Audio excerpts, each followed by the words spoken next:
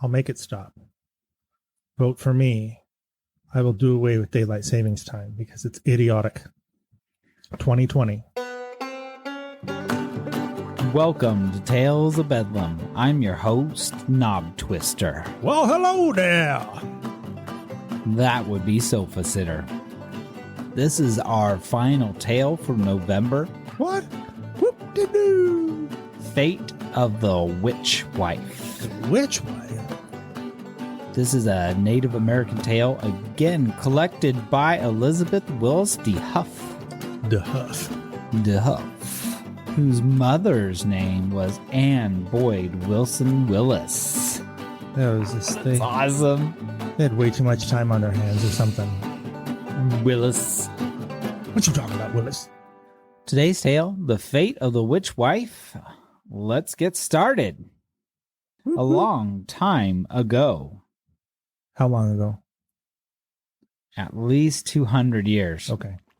A woman named Whitecorn spent all her days cooking. As it should be. Sexist. She would cook piles of food that she never offered to her husband. As it not should be. That is a crime. She was a witch. Red Flower, the husband. Okay. But since the food always disappeared, Red Flower began to wonder,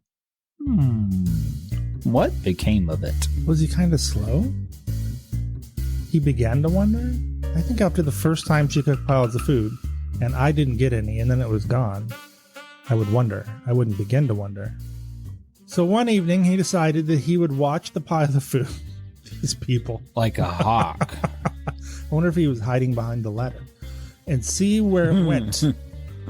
He took off his moccasins.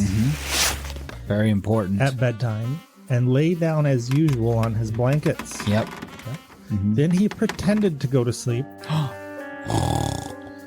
with one eye open. Whitecorn waited until she thought he was asleep. Then she took out her eyes. She took out her eyes. She plucked them out with a spoon. Put them under her blankets. Put Owl's eyes in their place. So she could see at night. Weird. And then put an ear of corn down on the blankets beside Red Flower. Because he would never know that she was gone if there was an ear of corn there, right? Well, it's an ear of corn, someone to listen to. What? It's an ear of corn. So In case he wanted somebody to talk to. Yeah. It was all ears. Corn. Wait. Corn, she said. If Red Flower should say anything to me during the night, answer for me. Oh my God. After that, she put all the food she had cooked into a basket and went out. So it's like on the town. It's like a walkie-talkie corn. No, it's just an ear of corn. But it's going to talk to you. What is going on? It's a good listener, okay? All right. Outside, an owl met her. I hope that wasn't the one she took the eyes from. And the two walked away across the prairie together. Unless the owl is her, spirit animal. Yeah. Her familiar. Familiar. What a witch. What a witch. She's such a witch. That witch. She'd have... Wow, cursing. You'd think she'd have a jar of water or something to put her eyes in, not just under the pillow. They're going to get all dried out and gross. Oh, yeah. Like some saline. Yeah, like with the little denture drops in them. Oh, yeah. Fuzz up and get nice and clean. Yeah, just because when she comes back, they're going to be really hard to put in. They're going to be all got straw shriveled and stuff on them. Oh, yuck. Dusty, and that's just disgusting. Definitely a good bite. But I would really like some owl eyes. That'd be pretty cool. So like at nighttime, you could just pop in your owl eyes and you have night vision. How awesome would that be? Oh, it sounds exhausting. Swap out your eyeballs. I'm not ever awake at night, so I wouldn't know. I go to sleep like normal people. I'm kind of sad for this guy. I mean, he ain't getting no food, and he's named Red Flower. And she's cheating on him with an owl.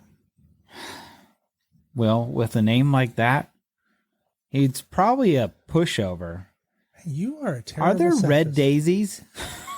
Like Yeah, there's red flowers that look like daisies. So he's just a What do pushover. they call it? I do know, but I can't think of that. Poppies. Red poppies. So he was just dreaming it all. He was into the poppies. That's it, Dustin. You've got it figured out. None of this is really happening. Because who could really pull their eyes out and put owl eyeballs in? Yeah. Put the poppies down, Red Flower. It's gone too far. We've gone off topic. We haven't got through half the page yet. I know. Red Flower jumped up off his blanket and followed them. After a long walk, they went into a cave where there were many other people, all with owl's eyes. This is like some eyes wide shut nonsense. For they were all witches. Everybody was a witch. The witches had taken off their blankets, and they went into the cave, naked witches, and thrown them into a big pile by the door. Well, It's a witch blanket party. This is getting weird, and we're not even off the first page yet. They take off their blankets and went into the cave, threw them in a big pile by the door. Red Flower slipped quietly into the cave and hid under the blankets. good thinking, Red Flower. Nice job. No one will see you there. What happened to the corn during all of this? Nobody knows. He's still listening. Very soon, the chief witch... Hey. Oh, Very soon, the chief witch called the council to order. Ha! He cried. I smell fresh blood. I smell human flesh. creepy. Fee, fi, fo, Right? fum. There is a man inside. Let us find him. And so the witches began to look everywhere for the man. They discovered Red Flower under the blankets and pulled him out. So they're in a big cave with a pile of blankets. Where else would he be? you hide? I guess maybe behind a stalagmite, maybe? I don't know. Too bad they didn't have a ladder. Yes, because it's very good to hide behind. Why do you hide, brother? Said the chief witch. You are welcome to our council, but first you must bring to us the heart of a person whom you love best of all in the world. Obviously, it's not his wife. Yeah. That is the price you must pay for having come among us. Hurry and return with it before daybreak. His wife was in this party, right? Yeah, Okay. naked with all the other ones. Red Flower went away very sad. He dared not disobey the witches, for it would mean torture and death for him to do so.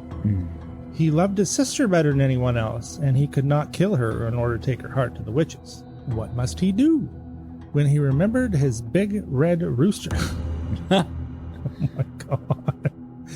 He hated to kill his rooster, but he had to carry a freshly bleeding heart to the witches, because the witches don't know the difference between a rooster heart and a human heart. I mean, who does? So he went to the chicken house and killed him. Well, if you deal with a lot of human hearts, I would assume that you would see the differences. Well, one of them's probably kind of small. Not necessarily. First of all, he does say a big red rooster. And if you go back to Hans the Hedgehog, he was riding around a horse-sized rooster. No, I thought we determined that he was small. No, because he was the size of a man. So Red Flower has Hans the Hedgehog's rooster Yes, and he all the way from Germany. Killed it. Cut its heart out. Or it's just like a cousin to that rooster. It's a strain of super large red roosters that no longer grow in this world, because could you imagine the size of the breasts and the legs? Sounds delicious. The chicken wings would be as big as your leg. That's fine with me.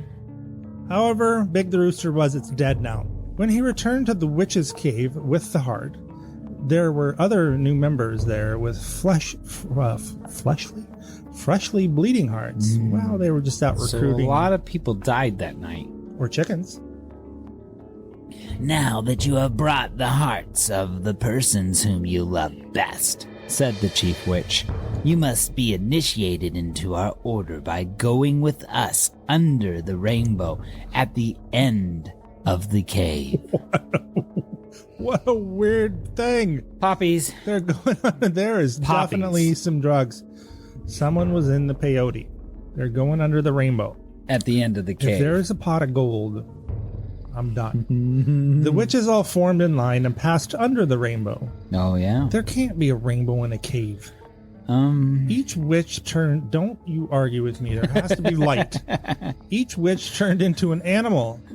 They were coyotes, foxes, bears, hawks, and owls, and let's just guess. When Red Flower passed under, he became a rooster.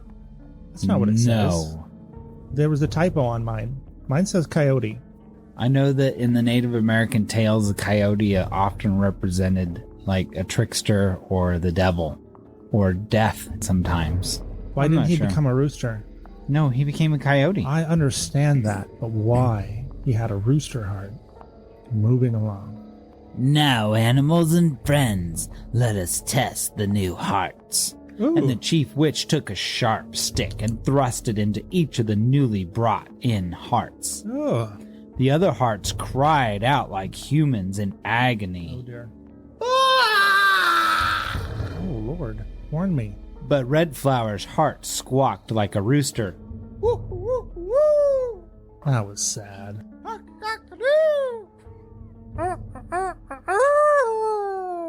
Good job. He I'm gonna kill you again. He has deceived us, cried one of the witches. All of the witches? He has deceived us, cried all the witches. But they went on with their ceremonies. What? They just ignored Oh, it. what the heck? Who cares? So what if he broke the rules? Whatever. After a short time, however, the witches told Red Flower that he might go to sleep since he was not yet accustomed to staying awake all night. What happens?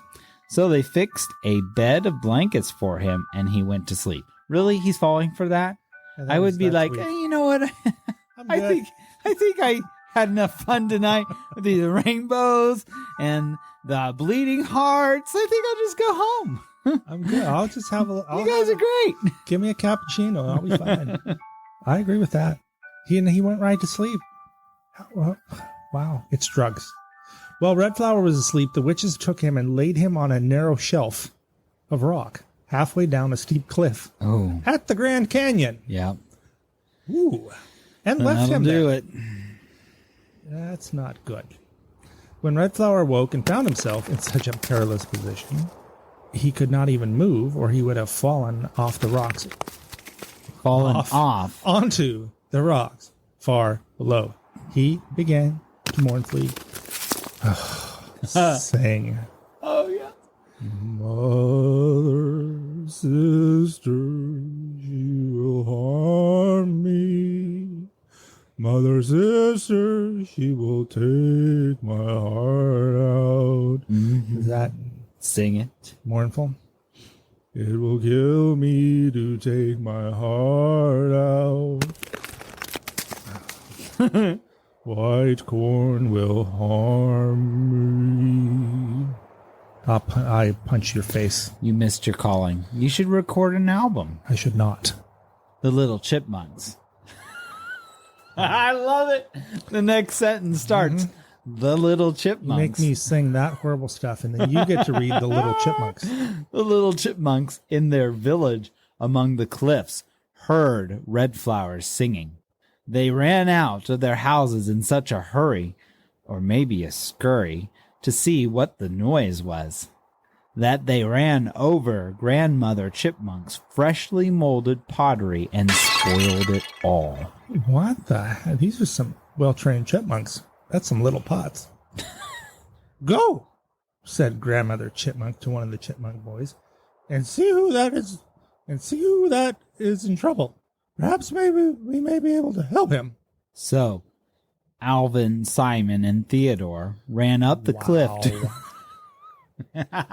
Wow. Alvin! Wow.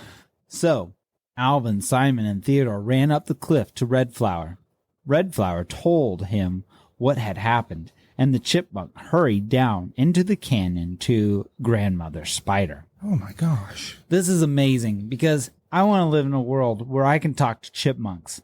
and spiders and go under rainbows and caves and turn into other animals. Oh, you need some poppies, dude. You can grow your own. Grandmother Spider, he said, the witches have left the red flower on the ledge of rock to die. What shall we do? Grandmother Spider hurried into the house and brought out an acorn of water. Mm-hmm. That's a weird way to measure water. And an acorn cup of cornmeal mush.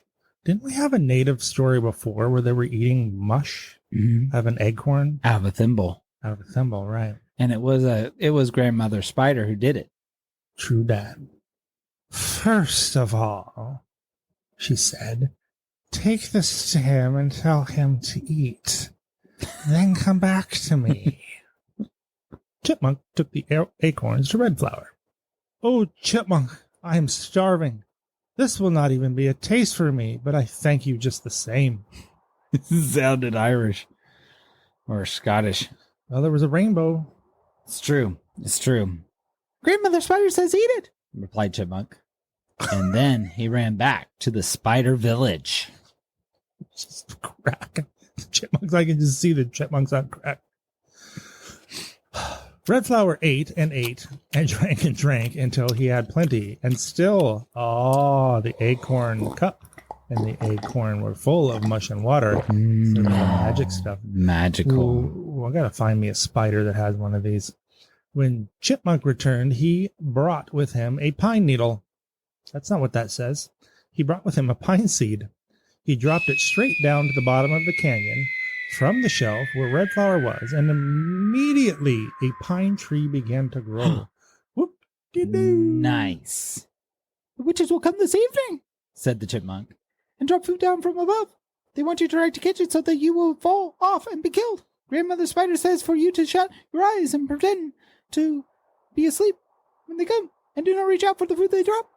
Sure enough, that evening, the witches came and dropped buckskin bags of food down the cliff. Was this all the food that Whitecorn was cooking before? Yeah, probably. But Red Flower kept perfectly still until they went away. The next day, Chipmunk brought fresh food. Beware the witches again tonight, he said, then ran up and down the growing pine tree, chanting a song as he ran, and the tree grew and grew. I wonder what that song was. This is just getting weird. Miracle grow. No, we don't need to sing. Miracle grow. Mix it with some water. Pour it on the roots. Miracle I grow. very much doubt that the native chipmunks use Miracle Grow. Well, how did they make everything grow so well back then? Chipmunk poop. Chipmunk poop, really? Yeah. It's good fertilizer. I remember hearing a story that they put dead fish in with the seed to grow the corn. Well, I don't know. I guess it depends on which tribe of natives were. It's like fertilizer that. It's disgusting. It's kind of like Miracle Grow, but it stinks. Yeah, that's awful. Yeah. Then your corn tastes like fish. And, ugh. The witches came again that night and dropped more food over the cliff, but Red Flower kept his eyes closed. He heard Chief Witch say, is Chief Witch a girl or a boy?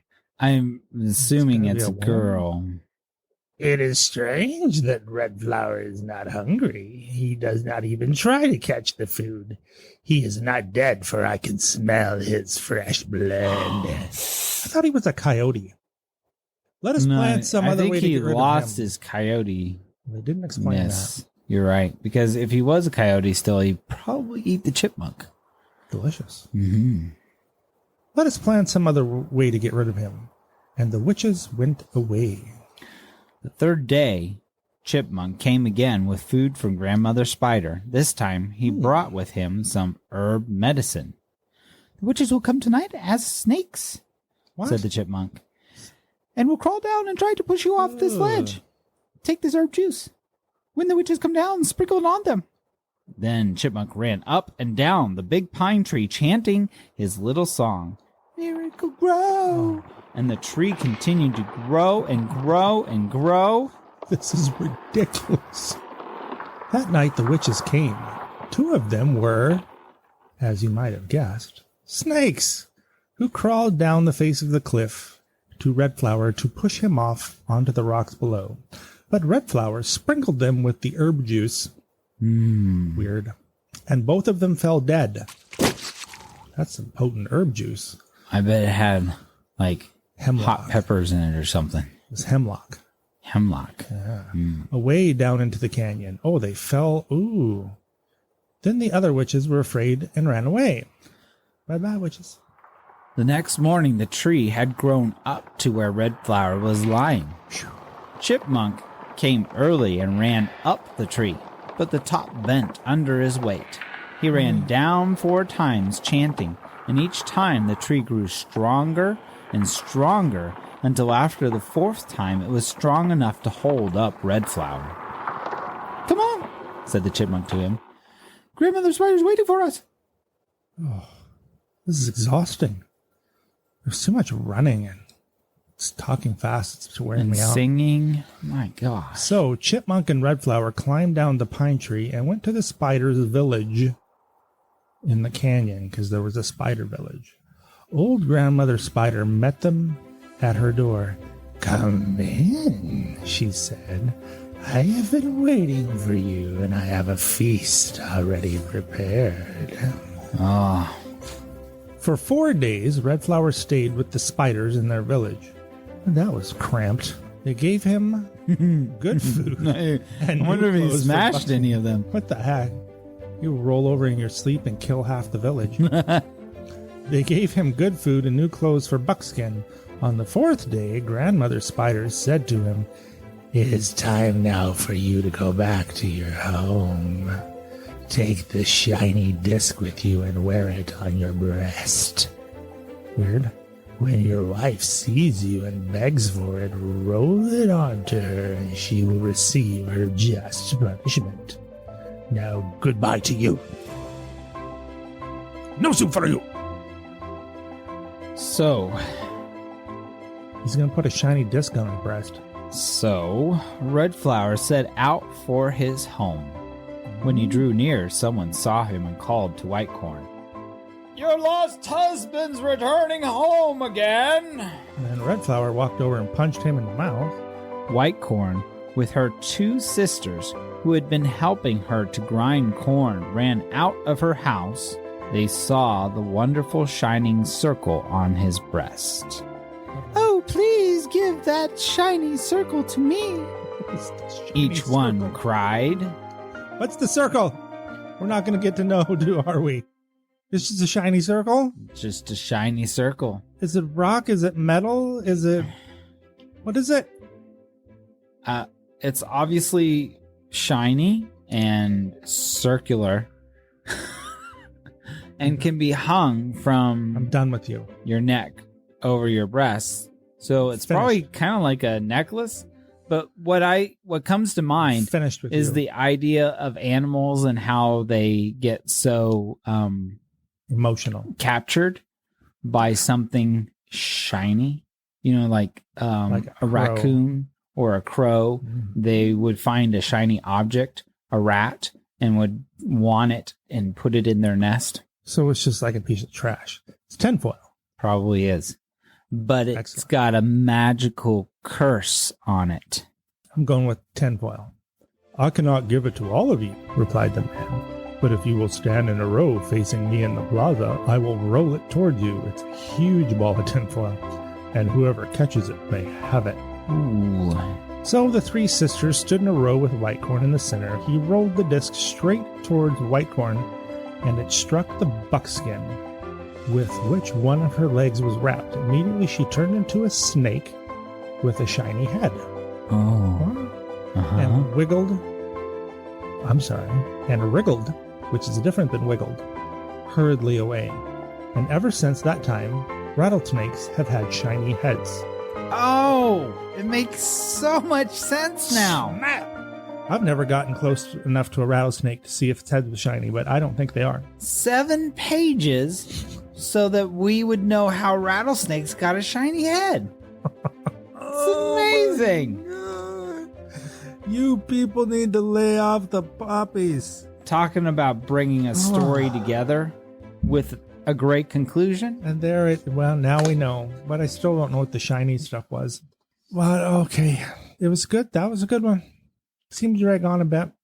But if you really think about it, this is a tale they told at night bedtime story around the fire. You don't want it like 3 pages or half a page.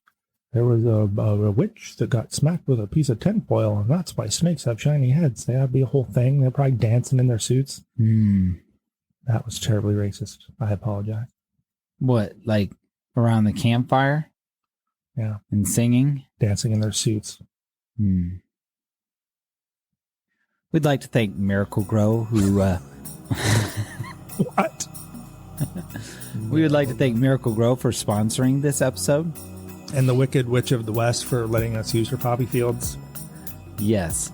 Without it, we wouldn't have been able to digest this story. There. But we will digest the yummy tomatoes that our Miracle Grow will help. That's got to be so bad for you. Just pouring chemicals all over. It's not. It's all minerals. What you need to do is get a chipmunk. Chipmunk. To poop on my tomatoes? To run up and down them. Oh, yeah. Singing that magical song and then just grow, grow, grow. Grow, grow, grow, grow. And a magic spider and a chipmunk. That's all you need. Oh, because then I would have big tomatoes and I'd have endless water and corn mush. Sounds good to me. Corn mush. We could make like little like corn tortillas and then put tomato paste all over them and call them Mexican pizzas.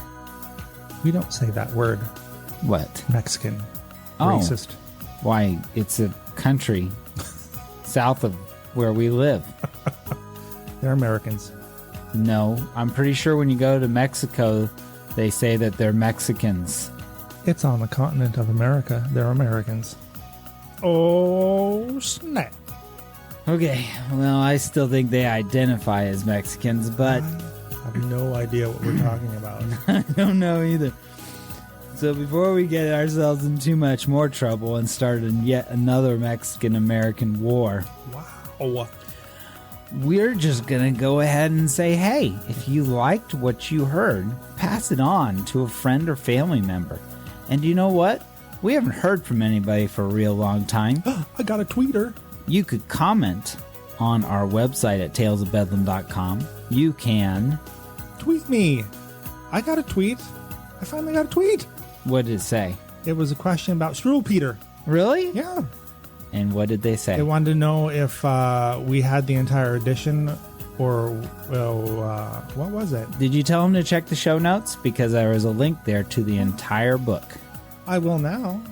So if you're listening, listener, and you still want to check out that book in full, go to our website at talesofbedlam.com, go to the show notes, and check out the show notes for Struwelpeter.